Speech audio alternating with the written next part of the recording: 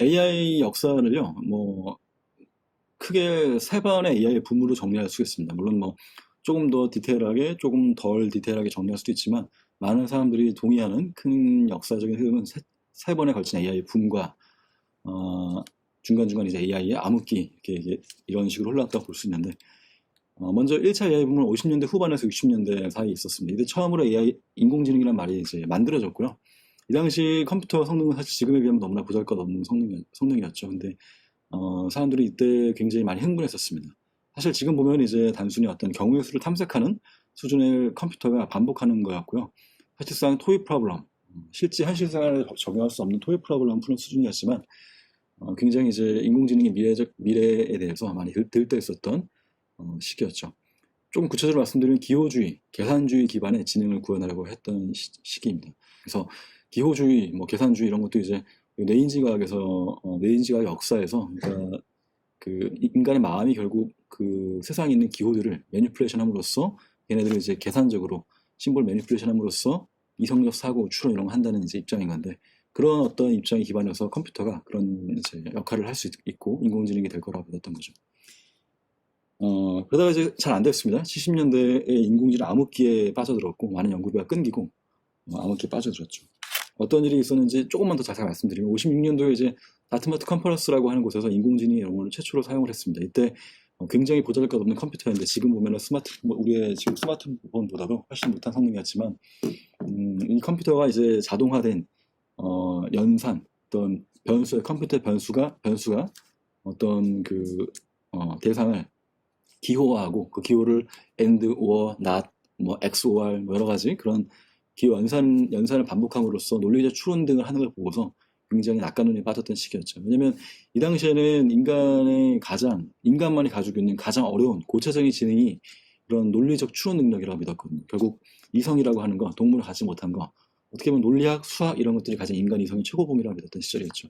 사실 지금 우리는 그게 아니라는 걸 알죠. 사실 컴퓨터가 우리보다 더 계산도 잘하고, 헷갈려 보이는 논리 연산 같은 것도 컴퓨터 훨씬 잘하지만 컴퓨터가 결코 우리보다 똑똑하진 않잖아요. 근데 이때는 이제 우리가 지금이랑 반대로 생각 많이 했었죠. 그래서 컴퓨터가 이제 이 정도로 어려운 인간의 이성의 최고봉에 해당하는 것들을 하니까 금방 인간의 지능에 따라가겠구나라고 이제 믿었던 거였죠. 그래서 보신 것처럼 굉장히 낙관적인 전망을 아주 많이 했었습니다. 지금 보면 이제 다 말도 안 되는 이야기죠. 하지만 사실상 현실적인 어려운 토익 프로그램을 이제 푼 문제에 불과했습니다. 예를 들면 이런 겁니다. 하노이 탑이라는 문제 아마 아시는 분들 많을 텐데, 첫 번째에서 세 번째로 이제 얘를 옮겨야 되는데 중간에 2번을 거쳐갈 수 있고, 더 엄판이 작은 게 큰 거보다 반드시 위에만 와야 됩니다. 아래로 내려가면 안 되는 거예요.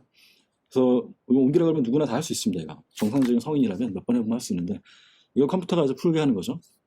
복잡해 보이지만 사실은 이런 거 풀게 하려면 그냥 트리 탐색 문제입니다. 경우를 어떤 경우를 하게 되면 두 가지 경우가 생기고, 각각의 세 가지 경우의 수가 생기고 뭘 할 거냐, 이걸 취했다면 또 이런 경우가 생기고, 이런 식으로 어떤 경우를 계속 따져나가면서 선택을 하는 걸 일종의 트리 탐색이라고 할 수 있는데, 트리 탐색 문제로 이런 사실 복잡해 보이는 문제들이 결국 환원이 되고, 트리 탐색을 어떻게 쉽게 할 것인가, 효율적으로 할 것인가, 이런 걸로 이제 인공지능을 구현하려던 시기였던 거죠. 근데 이제 사실은 트리 탐색 문제 보시면 금방 떠올리시겠지만, 이 경우가 계속 두 개씩만 갈라져도요. 2의 10승이면 1024죠, 당장. 2의 20승만 돼도 이거 거의 우리 다룰 수 없는 숫자가 돼버립니다. 지수적으로 이런 게 이제 조합 폭발이라고 하죠. 지수적으로 이제 조합의 수가 늘어나기 때문에 이런 식으로 탐색하는 식으로는 현실에 엄청나게 다양한 문제를 절대 풀 수가 없습니다. 논리체제의 한계 자체도 모노토니시티라고 하는 이제 체제 자체의 한계도 있고요. 또 굉장히 중요한 게 방대한 상식.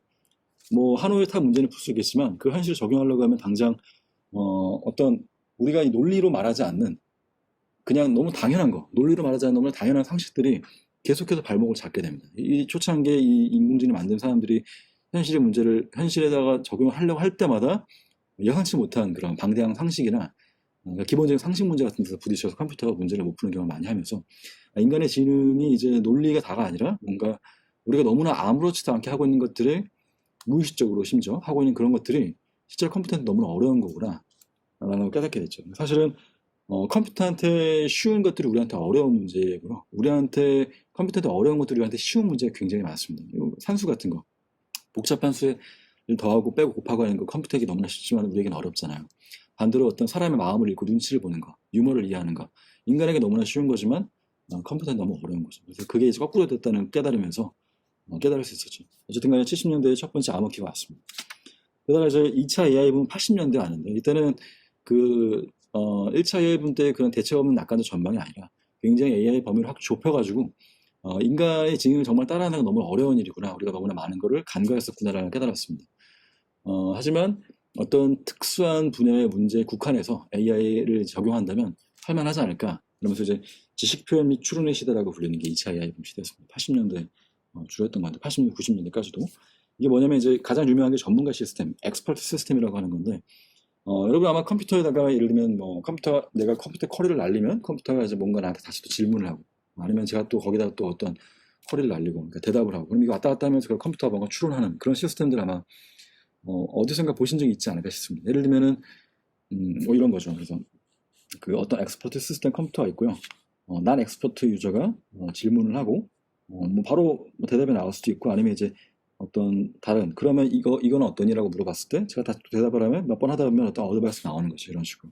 이런 어떻게 만드냐면 미리 이제 이 엑스퍼트 시스템은 결국에는 조건문이랑 조건에 따라서 뭐 그다음 뭘 내뱉을 것인가의 반복으로 되어 있습니다. 조건이 맞으면 그다음 문제를 실행하는 굉장히 기초적인 컴퓨터 프로그래밍 논리를 따르고 있는 건데 다만 여기에 미리 어떤 전문가인데 전문가랑 이제 이 개발자가 방대한 대화를 통해서 인터뷰를 통해서 전문가가 어떻게 사고하는가에 대한 내용을 미리 뽑아서 그 전문가의 지식과 전문가의 그 지식 추론, 논리 이런 걸 미리 다 컴퓨터에다가 저장해 놓는 거죠. 그래서 컴퓨터가 전문가처럼 정보를 바탕으로 어떤 추론을 하고 의사결정을 하도록 얘가 흉내내는 겁니다.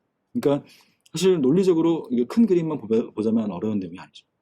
그래서 이 당시에 전문가 시스템이라고 하는 게 현실 산업 여러 분야에 응용이 됐었고요. 뭐 부분적으로 이제 성공했다고 볼 수 있죠.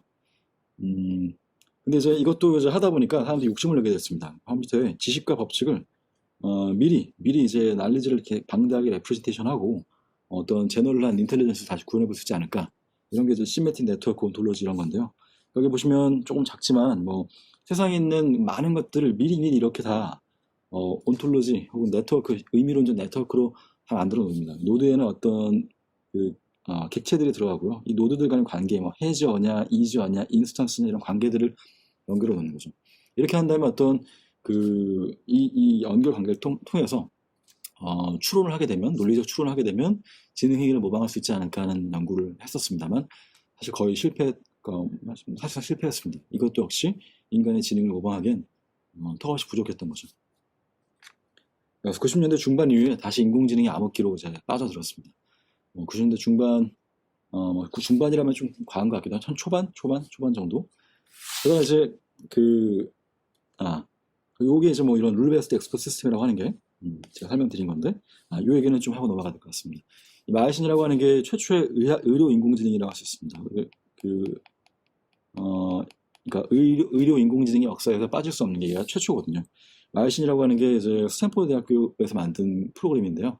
특정 종류의 이제 환자들 감염 질환에 대해서 항생제를 처방하는 시스템이었고, 뭐 굉장히 간단한 룰에 따라서 전문가의 지식을 미리 저장하고 있는 룰에 따라서 처방을 하는 거였죠. 1970년 나왔고, 이 69% 정도로 정확했다고 하는데 사실은 이게 이제 관련 전문가들도 에 비해서 높은 수준이었다고 해요. 굉장히 어려운 애초에 문제를 푸는 거였죠. 그래서 성공적이었던 프로그램이라고 평가받지만 사실 이 당시만 해도 컴퓨터를 운영하는 게 더 번거롭고 복잡하기 때문에 실제 실전에 투입된 적은 없고 그냥 이제 개발만 이루어졌던 거죠. 한의학 관련해서는 이제 이 90년대에 한의학 변증 전문가 시스템이 개발된 적이 있었고 이를 바탕으로 지금도 부산대학교에서 권영규 교수님 팀이 관련된 연구를 하고 있습니다. 이거는 지금 교육용으로 주로 개발을 하고 있는 게 있죠. 그래서 난리지 레프레젠테이션 하는 것도 이제 어렵다는 이야기고요. 조금 빨리 넘어가겠습니다. 자료가 굉장히 많아서. 그 다음에 이제 3차 AI 붐은 이제 2000년대 이후라고 볼 수 있는데 3차 AI 붐은 1, 2차와는 굉장히 궤를 달리하는 종류의 인공지능입니다. 이거는 2000년대 들어오면서 여러분 다 이제 기억나시겠지만 90년대 후반부터 인터넷이 발달하기 시작했잖아요. 그러면서 인터넷 발달하면서 갑자기 빅데이터 시대로 접어들었습니다. 과거 같으면 뭐 어떤 사람들의 행동에 대한 쪽 데이터를 모으기 위해서 설문지를 돌리고 뭐 이렇게 해야 될 것들을 인터넷상에서 엄청나게 많은 데이터들이 쏟아져 나오기 시작했고, 그게 이제 빅데이터 시대라고 하는 거잖아요. 그러면서 빅데이터 시대, 데이터를 이용을 해서 인공지능을 이제 발전시킬 수 있는 기회가 굉장히 많이 어, 좋아졌습니다.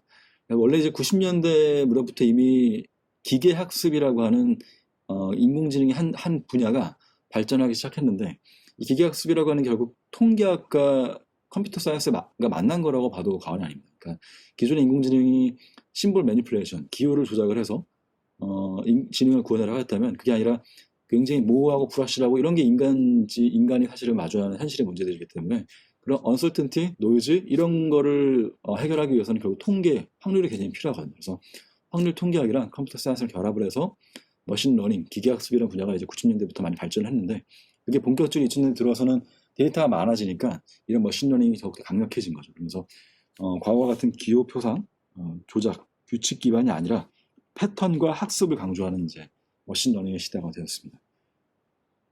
근데 제가 지금 사실 이 말씀드리면서 의도적으로 지금 빼놓고 설명을 한 게 있습니다. 보시면 각각 1, 2, 3차 AI 보면서 요 파란색 글씨보다 빼놓고 말씀드렸었는데, 사실 지금 이제 인공지능에서 가장 핫한 주제는 딥러닝이라고 하는 분야죠. 딥러닝. 딥러닝이 이제 가장 인공지능의 여러 분야 중에서도 가장 발전이 빠르고 많은 관심을 받고 있는 분야인데, 이 딥러닝이 사실은 인공신경망이라고 하는 알고리즘의 후예거든요. 인공신경망의 일종이라고 볼 수도 있고 인공신경망의 후손이라고 볼 수도 있습니다. 근데 그래서 인공신경의 역사를 좀 따로 분류를 해서 볼 필요가 있습니다. 얘는 일반적인 AI랑은 좀 다른 형태로 독자적으로 이제 좀 독자적이라기보다는 그 역사적인 발전을 겪어왔기 때문에, 일단 1차 AI 붐 당시에 56년도에 이제 이런 인공신경망 초기 모델이 58년도, 59년도인가 좀 헷갈리네요. 인공신경 초기 모델이 50년대 후반에 이제 처음 개발됐습니다. 인간의 신경세포가 어떻게 컴퓨테이션 하는지에 대한 모델을 바탕으로 처음 만들어진 거였는데요. 이게 이제 처음에 기대를 많이 모았다가 60년대 지나면서 이제 확 가라앉았습니다. 가라앉았다가 80년대 2차 AI 붐 때 다시 인공신경망이 다시 한번 떴습니다. 역전파 알고리즘이라는 것과 함께 다시 한번 떴다가 사실은 뭐 비슷한데 90년대 중반 이후에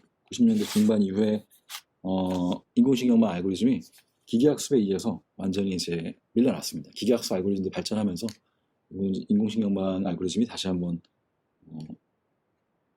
그러니까 완전히 뭐 사망 선고를 받았다는 표현을 합니다.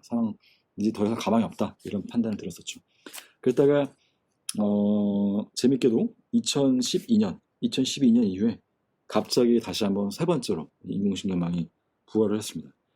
사실 그 두 번의 인공지능이라의 부침이 있는 동안에 60년대 한 번, 80년대 한 번 이렇게 두 번의 부침이 있는 동안에 두 번 말아먹고 나니까 이제 그 많은 사람들이 인공지능이란 말 자체에 대해서 좀 부정적인 뉘앙스를 많이 갖게 됐거든요. 사기꾼이다. SF 영화 같은 어떤 그런 환상을 자극하면서 실제로는 굉장히 뭐 아무것도 못한다, 이런 식의 부정적인 여론이 많아졌단 말이에요. 그래서 사실 90년대 중반, 초중반 이제 기계학습, 머신러닝이 발전할 때 이 머신러닝 연구하는 사람들이 그들의 연구를 인공지능이라는 말로 많이 포장하지 않았습니다. 보통 그냥 머신러닝이라고 하든지 아니면 패턴 레코그니션이라고 하든지 아니면 뭐 이미지 인식 분야라고 한다면 구체적으로 컴퓨터 비전이라고 하든지 이렇게 불렀는데, 재밌게도 이 인공지능이라는 명칭을 안 쓰다가 2012년에 사실상 인공신경망은 머신러닝 필드에서 완전히 사망 선고를 받은 시점이었는데, 인공신경망의 후예인 딥러닝이 정말 영화같이 드라마틱하게 귀환을 했습니다. 갑자기 머신러닝 업계에 다시 돌풍을 일으키면서 압도적인 퍼포먼스를 보여줬고, 그게 지금까지도 계속 8년째 계속되고 있는 거거든요. 그래서 딥러닝은 이제 원래부터 애초에 인공신경망, 즉 인간의 뇌를 모방했다는 어떤 그런 역사적인 스토리를 갖고 있기 때문에 사람들에게 다시 한번 그 SF적인 로망을 좀, 낭만을 자극하게 되는 면이 있죠. 분명히 인간의 뇌를 모방한 알고리즘이 엄청난 성능을 보이고 있다고 하면 사람들이 더 좋아하거든요. 그래서 2012년 뭐 이후에 다시 인공지능이라는 말을 많이 쓰게 됐습니다. 이거는 뭐 제 개인적인 경험이기 때문에 또 뭐 100% 정확하진 않지만 제가 저도 하여튼 이 무렵부터 이제 이 전부터 머신러닝을 했었기 때문에 그런 거를 피부로 좀 느꼈던 경험이 있습니다. 그래서 요게 이제